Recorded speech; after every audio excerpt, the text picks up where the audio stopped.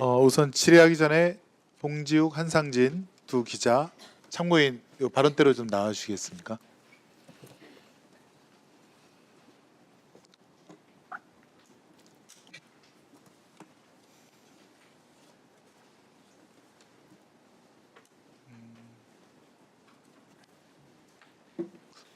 같이 계시는 게 낫지 않으실까요? 같이요. 따로따로 같이 계시는 게 좋을 것 같습니다.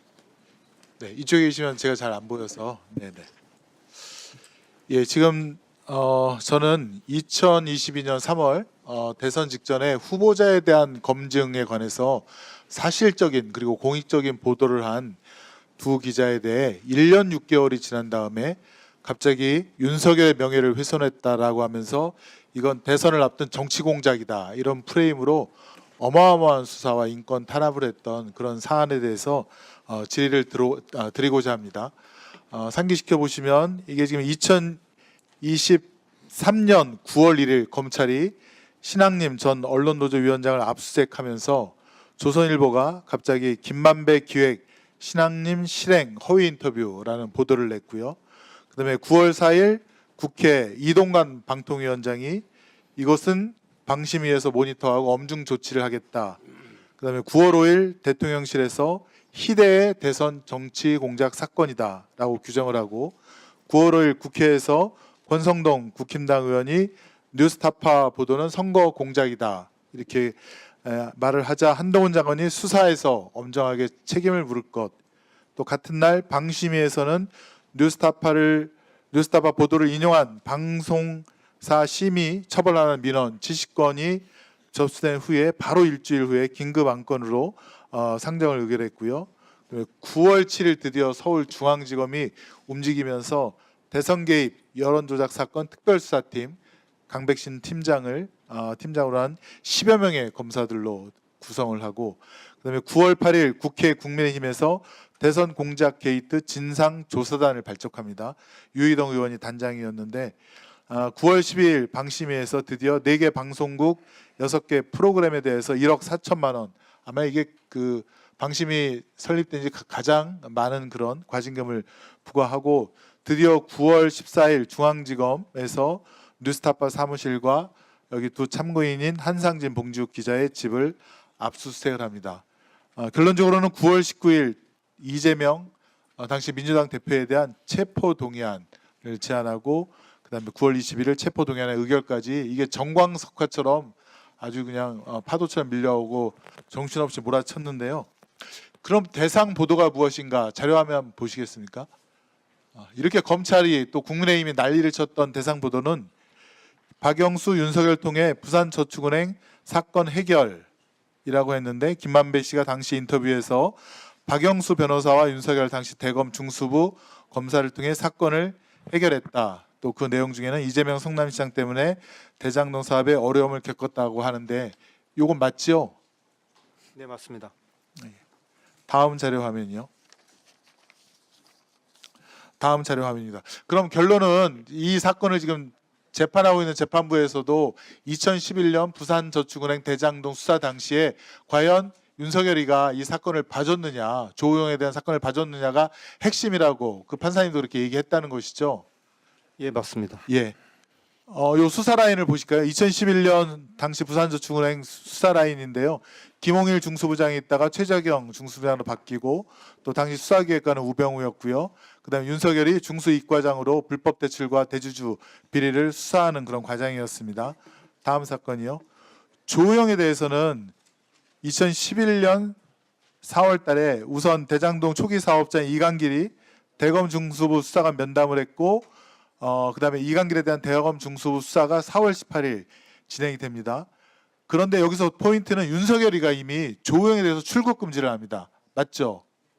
예, 맞습니다. 네. 그리고 그 전에 대검 중수부에서 조우영을 불러서 참고인 조사 3회를 하고 그다음에 2011년 9월 달 그 유명한 박기별 검사가 커피 한 잔 타줬다는 그것이 2011년 9월 달에 이루어집니다. 어쨌건 조우영에 대한 수사가 무마됐다는 그런 대가로 박영수는 조우영으로부터 총 변호사 비용을 1억 6천만 원 받게 됩니다. 이것은 여러 경로를 통해서 확인이 되는데요. 다음 자료 화면 보시겠습니까? 공문으로 확인이 됩니다. 조우영 출국금지 문서가 윤석열 중수이과장 결재로 4월 19일 날 이루어진 거 맞죠? 네, 맞습니다. 이거 다 확인하고 보도하신 거 아닙니까? 검찰이 법원에 낸 증거 기록에서 확인한 것들입니다. 검찰이 스스로 법원에 낸 겁니까? 네, 그렇습니다. 다음이요. 조우영 씨가 본인의 범죄 4건에 대해서 자백 같다는 진술이 있던데 이것도 맞습니까? 네, 맞습니다. 이것도 검찰이 법원에 낸 증거 기록에서 확인된 내용입니다. 네, 참 어이가 없습니다. 다음 자료요. 자, 상호저축은행에 대한 예금보험공사의 공동검사에도 2011년 4월입니다. 이 지금 부산저축은행에 대해서 불법 대출을 확인했습니다. 지금 계열사 간 신용공여를 많이 했다라든가 개별 차주 신용공여 한도를 초과했다라든가 그래서 이거 지금 수사해야 된다라고 이 자료를 예보가 정식으로 대검 중수부에 보낸 거 아닙니까? 윤석열이 이걸 당연히 확인했을 거고요. 맞죠? 저게 이제 당시에 윤석열 대선 후보가 대장동 대출은 일반 대출이고 PF 대출 아니라고 그랬는데 그렇죠. 2011년 4월에 예보가 이거는 일반 대출이 아니고 부동산 PF 대출이 맞다라고 문건을 작성한 겁니다. 그렇죠. 공문으로 해서 당시 부산저축은행 특별수사팀에다 보낸 거고요. 자, 심지어는 부산 이 저축은행에서 다음 자료 화면입니다. 2012년 2월 달에 조우영에 대해서 수사해달라고 정식으로 공문을 보냅니다. 이것도 다 확인하셨을 거 아닙니까? 네, 그때 보도 당시에 이미 다 확인을 했고요. 대검 중수부가 제대로 수사를 안 하니까 예금보험공사가 수사를 해달라고 서울중앙지검에 고발장을 거듭 요청을 하죠. 자, 다음이요. 이광길 씨 대장동 사업 초기 민간 사업자도 이런 증언을 합니다. 법정에서 차 한 잔 마시고 다행히 다 무마하고 그냥 왔다. 그러니까 다음 조사는 없을 것이다. 걱정하지 마라라고 재판장에서 이런 얘기를 했고요. 박영수 변호사를 산 덕에 잘 되었다. 라고 얘기를 합니다. 이철수 씨라고 조우영 사촌 형인데요. 마찬가지로 법정에서 2026년 3월 달에 첫 번째 조사를 받고 난 다음에 조우영이 패닉 상태로 왔는데 두 번째 조사를 받고 난 다음에 너무나 다른 분위기로 커피만 마시고 그냥 왔다. 윤석열 검사가 조우영 조사의 편리를 봐주었다라고 한 것이 포인트다라고 했고요. 조우영 씨 본인도 2021년 11월 달에 이런 얘기를 합니다. 본인이 2011년 4월, 5월경 대검 중수부에 3번 정도 출석해서 조사를 받았다. 박영수 변호사에게 수사에 협조를 하겠다는 그런 뜻을 전달받고 김만배는 저에게 박영수 변호사를 소개시켜줬다. 이런 것들을 모두 다 확인하고 검증한 다음에 보도를 했는데 뭐가 윤석열에 대한 명예훼손이고 뭐가 대선 공작이라는 것인지 그냥 참고인들께서는 어이가 없었을 것 같은데 여기에 대해서 부가에서 더 뭐 하신 말씀이 있습니까? 제가 알기로는 결국에는 참고인을 향한 공수장에는 이재명 당대표가 160번이 언급된다고 제가 들었습니다. 결국 대검은 당대신의 특별수사팀은 참고인을 잡기 위한 최종 목표가 아니라 이재명 당대표를 구속시키기 위한 그 경로로서 참고인들에 대한 강압수사를 한 거 아니겠습니까? 네. 결국에는 이 사건은 이제 비판 언론을 옥죄기 위해서 한 게 아니냐 이렇게 했는데 제가 보기에는 2023년 1월 달에 이재명 민주당 대표에 대한 1차 구속영장이 체포동의안이 부결됩니다. 그때 당시 그 체포동의안의 내용이 대장동 사건이었는데요. 그 다음 달에 이제 저희 그 이재명 대표를 서울중앙지검 강백신 팀장이죠. 그때 불러서 이재명 대표에게 뉴스타파 보도를 제시합니다. 제시하면서 여기 나오는 이 공산당 프레임을 김만배와 당신이 만들어서 유포한 거 아니야? 이런 식으로 이제 질문을 해요. 이게 검찰 수사 기록의 내용이에요. 그러니까 2023년 2월경부터 서울중앙지검은 대장동을 구속을 실패하자 이 언론사들과 비판 언론과 이재명을 묶어서 기획을 했던 것이고 동시에 수원지검은 대북 송금 사건 조작을 시작을 했고요. 2023년 9월 그러니까 7달 뒤에 실제로 저희에 대한 서울중앙지검 압수수색이 시작이 됐고 나흘 뒤에 이재명 민주당 대표에 대한 구속영장이 청구가 됩니다. 그러니까 결국에는 이 사건은 비판 언론을 만약에 옥죄려고 했다면 아까 그 이상희 의원 말씀하셨듯이 대선 당시에 문제를 제기했어야죠.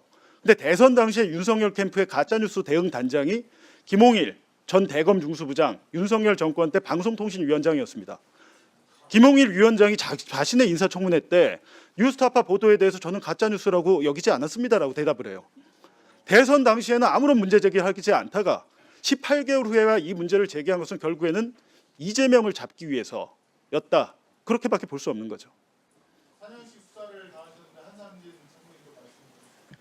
저희가 지금 2년 가까이 지금 재판을 받고 있습니다. 그 2년 내내 저희가 재판에서 했었던 일은 2011년 대검 중수부 윤석열 수사팀의 수사를 되짚는 과정이었습니다. 엉망진창이었던 게 확인이 되고 있습니다. 조호영에 대한 봐주기 거의 확정적으로 확인이 되고 있습니다. 당시에 조호영을 봐주기 위한 의도가 아니었다면 이루어질 수 없는 수사가 이루어졌다라는 게 지금 확인이 되고 있습니다. 그리고 한 말씀만 더 드리면 저희가 최초의 공소장을 받아보고 제가 깜짝 놀랐습니다. 70쪽이 넘는 공소장이었는데요. 그중에 피해자라고 적시되어 있는 윤석열 씨만큼이나 이름이 많이 등장하는 게 이재명 당시 당대표입니다. 민주당 당대표입니다. 저희 사건하고 아무런 관계가 없고요. 저희 뉴스타파가 보도한 이 보도 내용과 민주당과 이재명을 연결시켜주는 증거는 그 어디에도 없습니다. 그런데 공소장 내용의 상당 부분이 이렇게 보인다 저렇게 보인다로 구성이 되어 있었습니다. 그리고 판사가 이대로는 재판을 할 수가 없다. 그 공소장을 변경해야 된다라고 얘기했을 때 검사들은 단 한마디 저항도 하지 않고 공소장 다 변경했습니다. 공소장을 총 3번 변경했습니다. 그래서 30여 쪽으로 줄어들었습니다. 이재명 관련된 부분이 다 날아갔습니다. 그런데도 불구하고 이 재판이 계속 진행되고 있습니다. 저는 이 재판이 부당하다고 생각합니다. 수사 기록도 7만 페이지나 된다고 했는데 그 양으로 사람 죽이는 거 아닙니까? 수사 기록이 총 5만 페이지 한 5, 6만 페이지 정도 되는 걸로 기억이 되는데요. 한 말씀만 드리면 저희 뉴스타파 보도 내용과 관련된 수사 기록은 사실 얼마 되지 않습니다. 대부분이 저희 사건과 아무런 관계가 없는 기록들이 대부분이었습니다. 수고하셨습니다.